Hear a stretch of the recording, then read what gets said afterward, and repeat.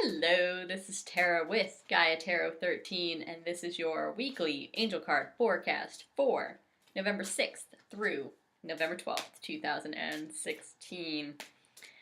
As I was doing the tarot reading, I just remembered that this week is the presidential election in the US, and so I decided to use for the angel reading the Healing with the Angels Oracle card deck by Doreen Virtue.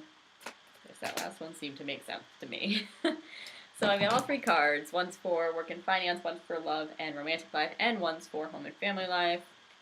Let's get going here. For your work and financial life, we have children.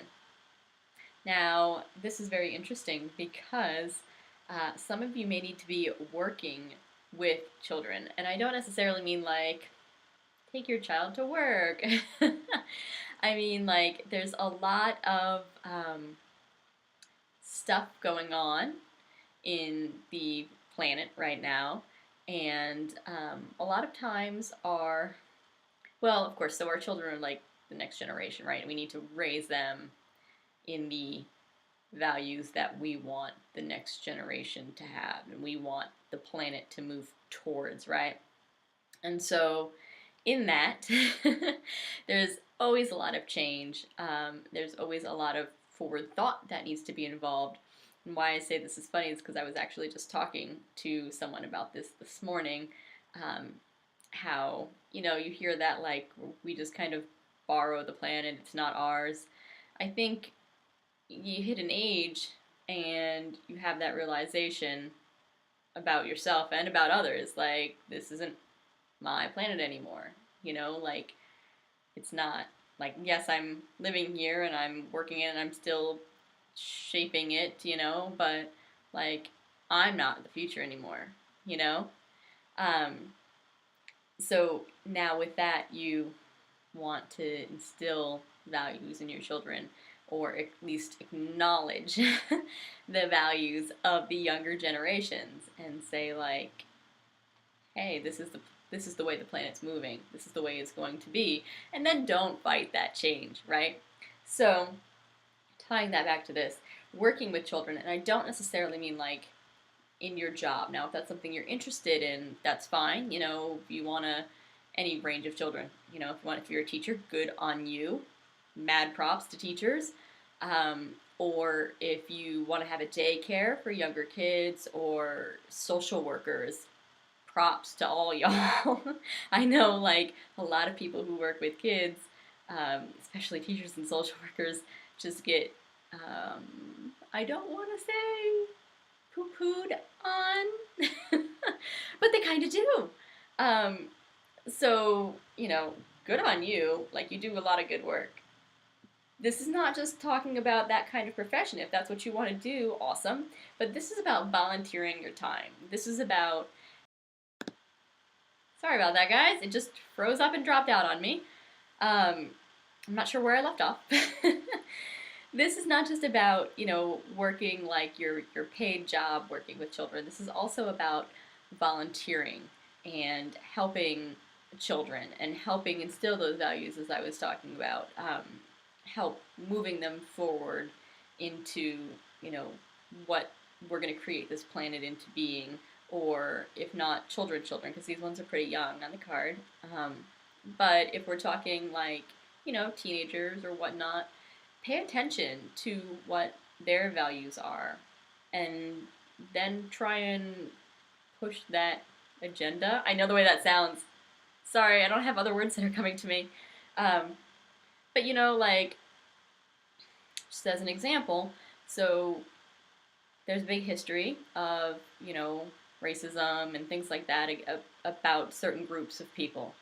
And we don't really do that anymore, as we shouldn't, right? But, as we progress forward, as I'm talking, I'm located in the US, so as a nation, right, as we progress forward, there are more things that we want to, that group of people is now expanding. The people we don't want to isolate, the people we want to, like, acknowledge as humans and treat like humans, like maybe we should have been all along. That group is now expanding, right? And so people younger than me, they're not gonna tolerate any sort of like hatred or xenophobia or whatever else because that's not okay to them and they know it's not okay. Whereas some generations that are older than me, that was just okay. And it's not that it was ever okay, it's just the way it was. Um, so that's kind of what I'm talking about. Pay attention to, what the values are going to be in the future and then try to work towards that. You know what I mean? Let's have everyone be inclusive. And I mean, I guess like what I'm really saying is just treat everyone that like they're human and the way that they should be treated. But a good way to do that is by working with kids. I know, that was a little preachy, I'm sorry. Okay, in our love life, we have listening. And I'm really getting, of course, love life, but I'm really getting like, listen to your partner. If you are in a long term relationship, it can be real easy to write off things that they say as, oh, I already know that, or I know better, or I hear what you're saying, but I'm going to do what I want anyway. Kind of those types of things. And I've noticed that in long term relationships. But when those relationships started, you didn't really do that. So that's kind of just, and I know like I'm making a broad brushstroke statement about relationships in general, but it seems like with longer term relationships, you kind of start to get so used to them or so comfortable with your partner that you act that way. And it doesn't really make sense because that's not the reason that you liked them in the first place, right? You liked their ideas and the way they were similar or different from you and your ideas and the fresh new ideas that they brought to the table. And that's maybe one of the things that started you guys together in the first place, or at least contributed to it, right? So why are we now dismissing that?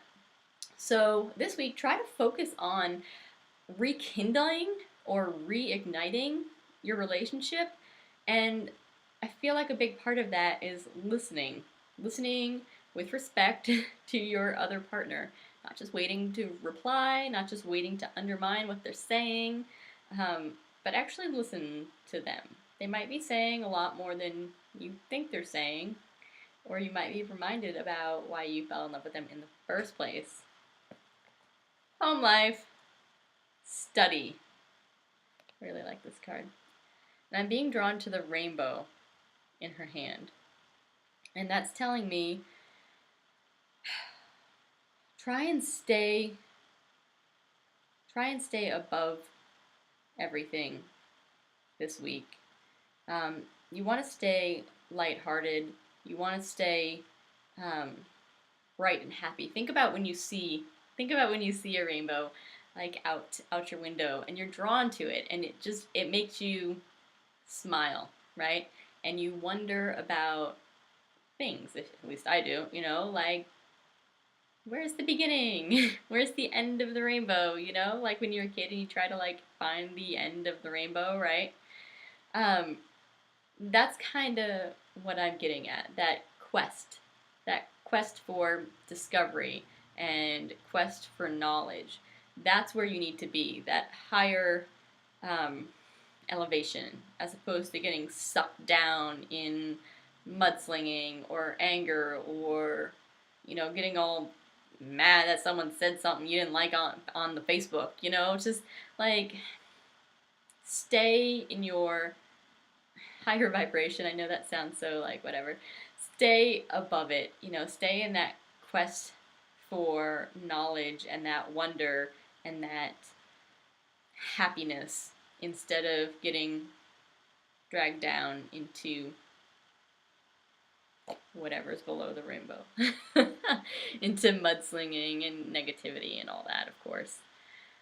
So, that's what we've got this week. I hope it wasn't super long and I hope it wasn't very preachy. So, thanks so much for watching. Thanks for liking, sharing, and subscribing to my YouTube page. If you want to get a personal reading with me, the only way to do so is through my website, which is GaiaTarot13.com.